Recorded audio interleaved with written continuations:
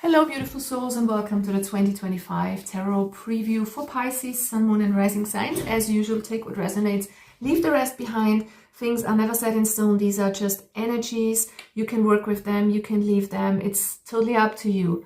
Nothing is forced on you, so feel free to take it or leave it or do with it whatever you want. These are mere suggestions, okay? All right, guys. So, that being said, what do we have for you, Pisces? Flos Sapientum, the red and white rose. So you are being asked or guided towards feeling into your body on a deeper level, meaning like the body is your temple, listening to what it tells you. So some of you could be struggling with health-related stuff, could be, don't have to be, of course.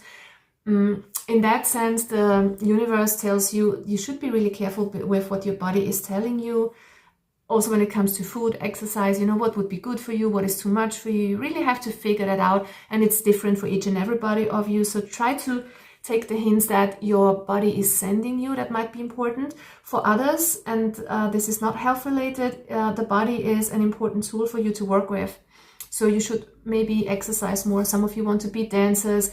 You want to express yourself with your body a little more. You want to have this glow up, lose weight, gain weight. I don't know, you name it, okay? But it is related to your body. Your body is a temple, so maybe meditate more. You know, meditation, sitting position in meditation was the first asana in yoga ever. So it's about using your body to become more enlightened or to kind of reach a goal of yours on a different level. So your body is your vehicle, whatever that means to you, okay? But that's the message of this card. You cannot reach spiritual enlightenment just with your brain. You have to sit. You have to be able to sit still in an upright position in the most kind of original way, at least.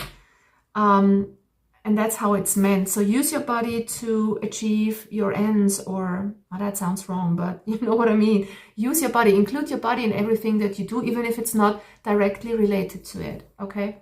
Whatever that means, I don't know, but you will see. Solitude. So there's definitely the invitation here to go more into yourself, within yourself.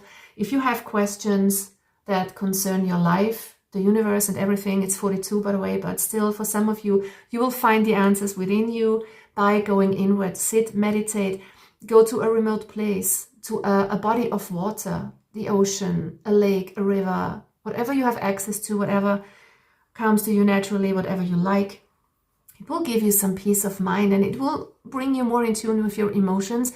And our emotions are our natural intrinsic guidance systems. If we follow our emotions, we can't go wrong, basically, because they tell us that's good for you, that's not good for you. So please be careful with that, and also listen to your body. Your body is telling you a lot of things too in the next year.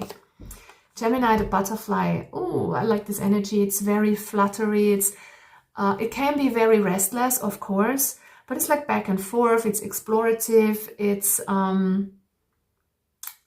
very open to new things. It's curious, right? There's a lot of curiosity. There's a lot of variety. Maybe there are different options that you have in mind and you cannot decide, because Gemini is usually an energy of, I don't know what I want. I change my mind sometimes or a lot. And yeah, it's more like you will find your answers within you. Okay, sitting still, meditating, going into nature, being one with the moon, with water, with anything that is connected to your emotions will bring you clarity and bring you forward. Maybe there's something that you want to learn. Gemini is this third house energy of curiosity, travel, learning. And I like this energy because it has come out in every reading. So 2025 is going to be a year which will shift us forward. Everybody in their own particular way, but generally speaking, it's not a standstill energy anymore as it was more like in the past years. It's more like forward moving, and also because next year there will be the 4 slow planets, also the nodes, not really planets, but you know, Saturn, Jupiter, and Rahu Ketu, or north-south node, whatever system you prefer, Vedic or tropical. They will change places and signs. So there will be a lot of commotion. There will be a lot of changes in the world and in everybody's life as well, as these things are going on in March and May. So March to May, we will see a lot of changes in our lives for everybody. Okay. Yeah. That's what I thought. There will be a lot of changes that are being agreed on on a soul level, if that makes sense. So whenever you come in conflict or in chaotic situations, like you lose your job, you lose a partner is breaking up with you, or you are kind of having an affair, it doesn't really matter what it is. I'm not saying that you're going to have that. It doesn't matter. But chaos and conflict will come to you. And if it comes to you, it can come in many forms. For some of you, this is just internal conflict about what you want to do next, okay? So please do not worry. It doesn't have to be something dramatic, life-changing. It can be, because, as I said, all the planets are shifting, and that will definitely have an effect on a lot of you and me. But it always depends on what period of planetary period you're running according to Vedic astrology. So it's not going to be as intense for everybody, but still, there are some shifts, there are some conflicts, and it can be that they're more internally for some and more intense and outwardly for others. But if these things are happening, you are invited to go within, sit still, and find your solution, because things will be guided. This is a higher power that's coming in. It's not something that happens to you by accident. This was planned, okay? Not everything is planned in everybody's life. I am a strong believer of manifestation. But I also, as a Vedic astrology, I know that some things and people coming together also, that there are soul contracts and karmic lessons that we agree upon. And even though there is a chance, because we have free will, to escape something like that, if we really want, with a lot of awareness, a lot of willpower, we can change everything around, in my belief. But it's really hard, especially if you have these contracts. It's very hard to escape them, because you have to have a very strong will and be very determined to do your practice and manifest something different. But it feels like there is something that's meant for you to learn through this conflict.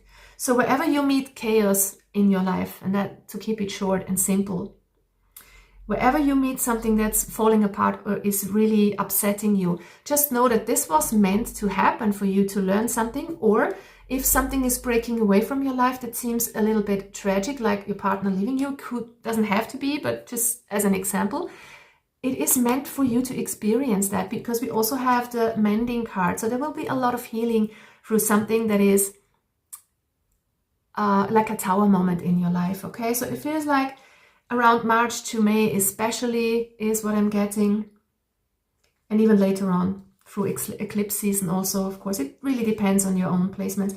But there will be some upheavals, a lot of chaos to deal with, internally or externally or both. That requires you to go within yourself to find that inner peace and to heal your heart, okay? So there's a lot of inner work required for you in the next year. Also with your body, always include your body when you do the healing. Take good care of your body.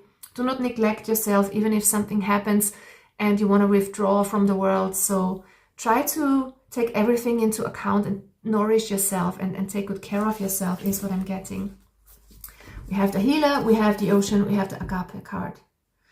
I love the agape because it talks about unconditional love and devotion. So this is devotion to yourself, to your own well-being, to your own healing.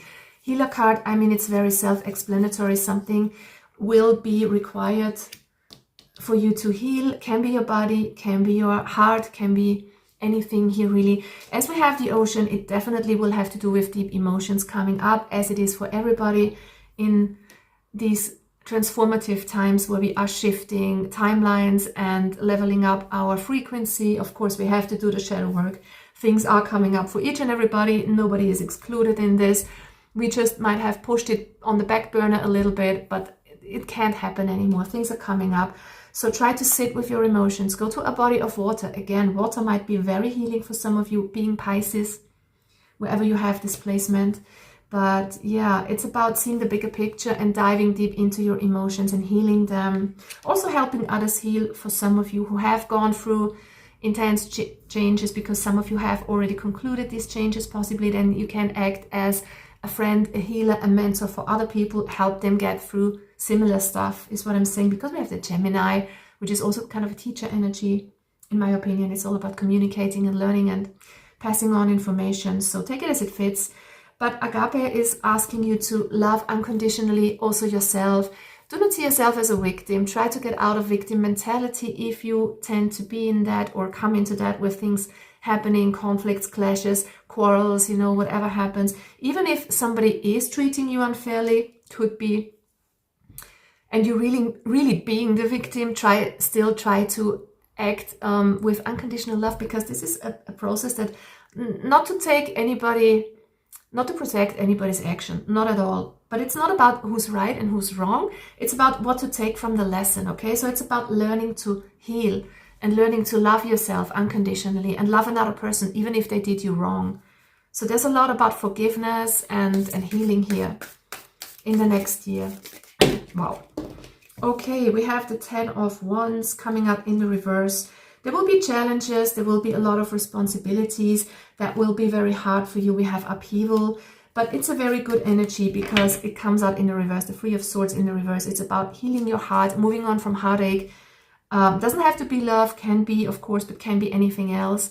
Can be a sort of internal upheaval, can have to do with your health. But in the reverse, this is healing. This is moving on from something that is ending, that is weighing heavy on your shoulders. You're leaving responsibilities behind. You're overcoming obstacles and challenges. You're moving forward. Yeah, leaving behind. 8 of Cups, emotional energies. You're walking away from something that is no longer serving you. You're healing from something, like a breakup, like something that has disturbed you is what I'm hearing. I don't know, maybe what I'm getting, neighbors, I don't know. It's only for some of you. You could move is what I'm getting. Also for some of you, kind of a little minority, not everybody, but you're walking away from something physically or emotionally. It doesn't really matter. You're leaving something behind, and you're leaving something behind that was very uncomfortable. So this is actually a good energy. You're moving towards more health, more stability. 6 of Wands, you're advancing forward. You're moving towards success. 6 of Wands is success, recognition, admiration, you being confident and strong. So whatever's happening here is meant to happen for you to heal and become the stronger and better version of yourself. So here we have the proof of that. And we have the Dawn of Rings in the reverse, which is kind of requiring you to think about your actions, because Page of Pentacles energy, which this is about karmic lessons and feeling like, how could I have reacted a little bit differently? What kind of mistakes should I avoid in the future? It's not about making mistakes, because there are no mistakes in my opinion. There are only experiences. But it's about what can I learn from this heartache, from this situation that ended or didn't work out in the best way. What can I learn from that, and how can I move on? So the universe requires you to reflect in solitude, find answers within, especially if you're going through something rough emotionally. Try to find answers within. And also as the rings, the pentacles talk about health and physicality, also kind of be reflective when it comes to your health and your body. It could be important for some of you to treat your body in a different way. Go out more, do more exercise, eat differently. You know, what can you do to be in a more healthy state, basically? So there will be some things to switch up in the next year. You will overcome them very successfully. You will walk out wiser, stronger, more confident, brighter than ever before. You are requested to heal, to go within whenever something arises, but you will overcome this, guys. All right. Thank you so much for watching. Wishing you the best, Pisces. Bye-bye.